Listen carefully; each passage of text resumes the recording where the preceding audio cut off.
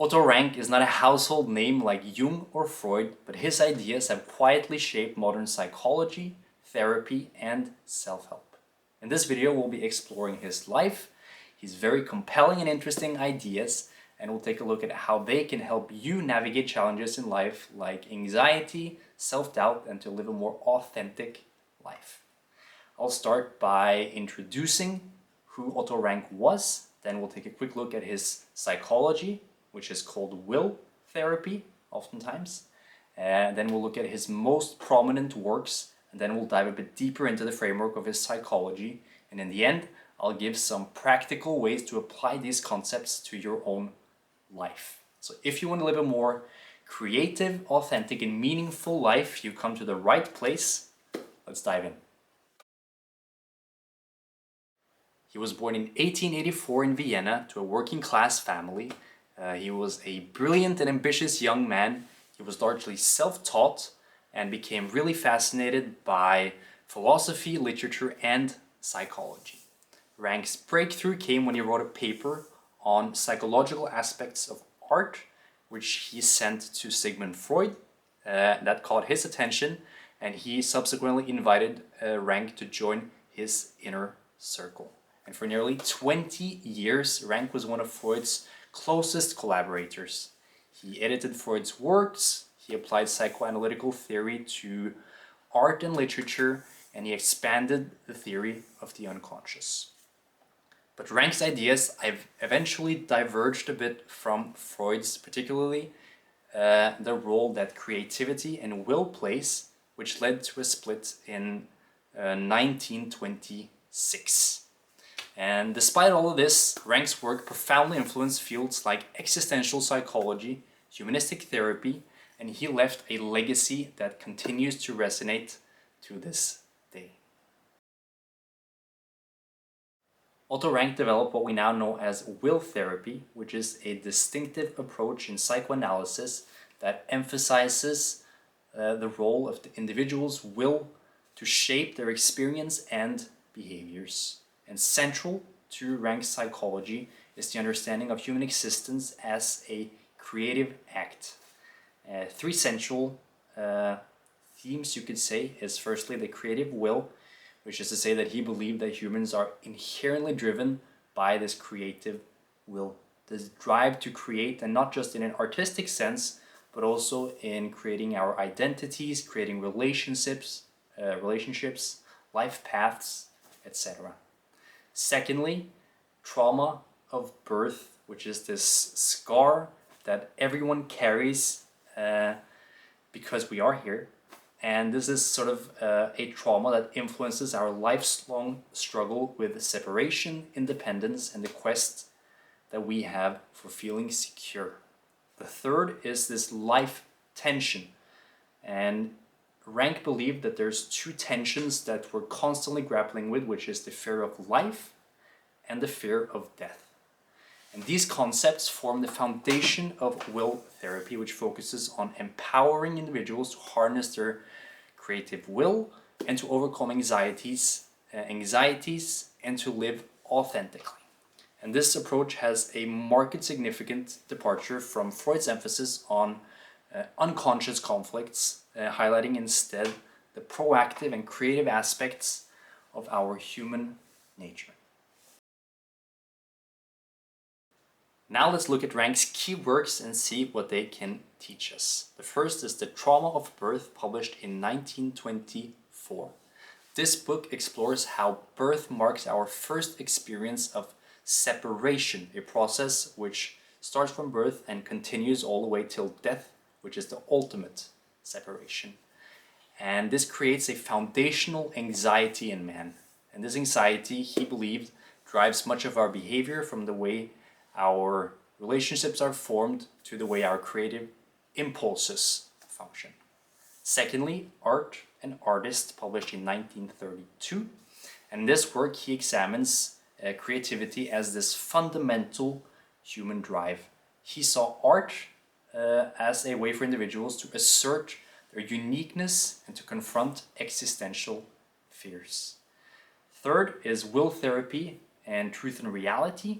These are two books that emphasize the central role of the individual will in therapy. And Rank argued that therapy should empower people to shape their own reality, not just to explore their past.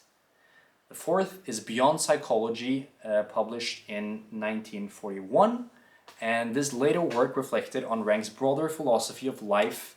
He was also interested in philosophy, as I mentioned earlier, and it focuses on this authenticity and the importance of living in alignment with one's values.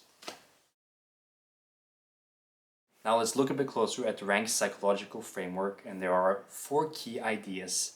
The first is separation and connection.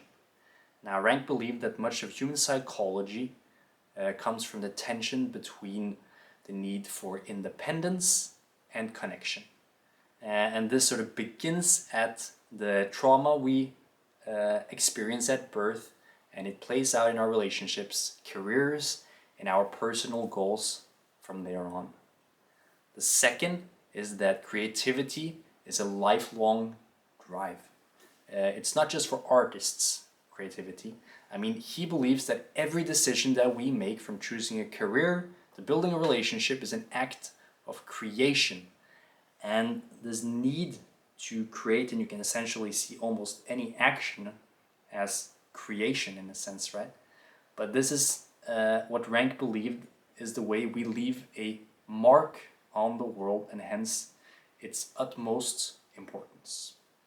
The third is this fear of life and fear of death. And the fear of life involves stepping into the unknown and taking risks. And we all know that that can feel daunting and very difficult at times, and it's much easier to stay in your own comfort zone. But there's no adventure there. And the second is this fear of death, involving the inevitable loss of self. This is an idea that Ernest Becker famously developed a lot, writing his book The Denial of Death, which became super popular, right? But essentially, Rank believed that navigating these two things is central to living a full life. And the fourth is the role of will in therapy. And he saw the therapist not as an authority figure, but as a partner who's supposed to help clients strengthen their own will and sort of be able to listen to themselves and be responsible for their own lives. He thought therapy should be forward-looking and to empower people to make choices that align with their values. And this is something that can be trained.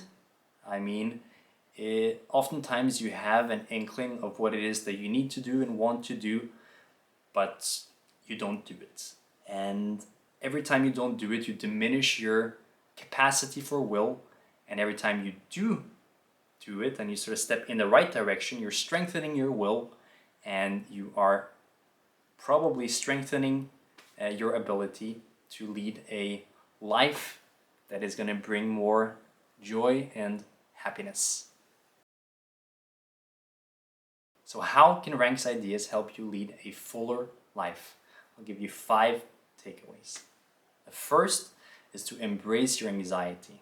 You have to realize that anxiety is simply an inherent part of life, and it's not something that should be eliminated, but it should be understood and attempted to be managed. And by doing this, you'll have a much healthier relationship to difficult situations that inevitably will occur. The second is to cultivate your creativity, and this could be creative projects, it could be problem solving, pursuing hobbies, or it could be building relationships as well.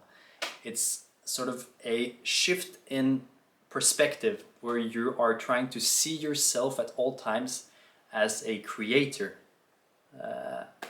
And this can cultivate a healthier and more exciting, or would you say, approach and outlook of life.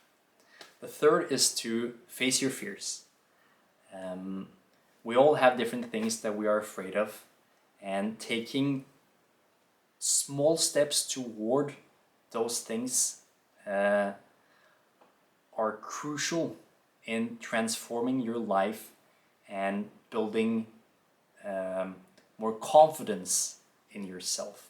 You become braver and life becomes more exciting, and you can sort of, it doesn't become this scary place, but it becomes a place of opportunities instead. But it takes practice, it's difficult, but if you can keep doing that step by step, little and little, it will have a massive benefit on your life. Fourth is to strengthen your will, like I talked about earlier. This is about aligning your actions with your values and practicing doing what you feel is right. And sometimes that'll be uncomfortable, but this will reinforce your ability to shape your own life. And the fifth is to seek meaningful connections. And you don't want to sacrifice your relationships for independence or vice versa. There is a balance there that allows you to grow independently while staying connected to others. And make sure that the connections that you cultivate are with people that are interesting, that are challenging, helpful, loving, etc. Otto Rank's ideas remind us that life is both a challenge and a creative opportunity. By understanding our fears, embracing our creativity, and strengthening our own will, we can live more meaningful and authentic lives. If this resonated with you, I hope that you'll give this video a thumbs up. Comment down below if you have any comments, questions, anything at all. I'd love to hear it. And I really appreciate you watching, and I'll see you again